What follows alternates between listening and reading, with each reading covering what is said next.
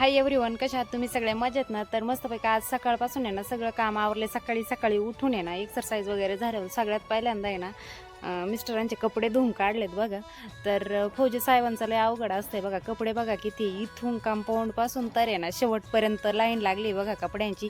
तरी पण जेवढे शर्ट आहेत ना ते सगळे एकावर एक टाकलेले आहेत बरं का. तिथं जागा होत नव्हती त्याच्यामुळं. तरी पण निम्मेच धुवून झालेत. बाकीचे घरचे वापरायचे कपडे तर आणखी राहिलेले आहे. एवढे सगळे पण आहे ना कुठे यायला जायला वापरणारे आहे ना जेवढे कपडे आहेत ना ते आज धुवून काढलेत बघा.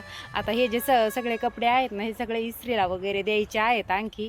आता उद्या पुन्हा जे राहिलेले कपडे आहेत ना ते धुवून काढायचे आहेत बघा. तर फौजी साहेबांचं लय अवघड असतंय बरं का. आता कपडे तर एवढे आहेत ना पण आहे ना घालायला अजिबात भेटत नाही कोणतेच. तिकडं जरी असला ना तिकडं एकच शर्ट नेतात, जास्तीत जास्त 2 शर्ट आणि वापरायचे जे पण असतात ते नेत. पण तिथं आर्मीचेच ड्रेस वगैरे जास्त करून वापरायला लागतात. तिथं पीटीचे वगैरे शर्ट असतात ते सगळं वापरायला लागतं. त्याच्यामुळे आहे ना हे पर्सनली जे नेतात ना ते वापरायला कधी चान्सच भेटत नाही. आणि कधी कार्यक्रम वगैरे असला ना तरच एखाद दिवशी वापरले तर वापरतात बरं का. आणि घरी आल्यावर पण असं होतं ना की म्हणजे कुठं जायचं असलं तरच आपण हे कपडे घालू शकतोय ना. तसलं तर ते आहे ना कधी कधी आता वर्षाचे होऊन गेले तरी पण आहे ना यातले काही कपडे आहेत ना ते घातलेलेच नाही बरं का आणखी. तर फक्त असं काढायचे धुतले का पुन्हा प्रेस करायचे आणि पुन्हा कपाटामध्ये ठेवून द्यायचे असलंच चालू आहे बरं का.